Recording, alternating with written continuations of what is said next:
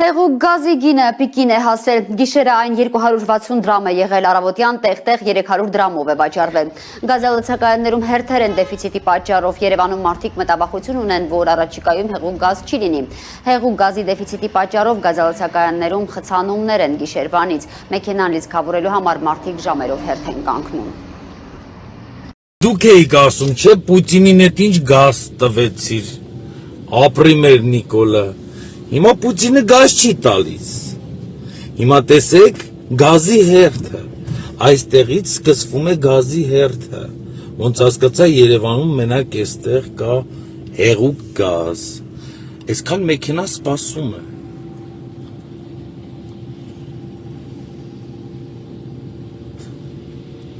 Ինքն էլ 260 դրամ, որ միշտ եղել է 120, 140։ Պատկերացնում եք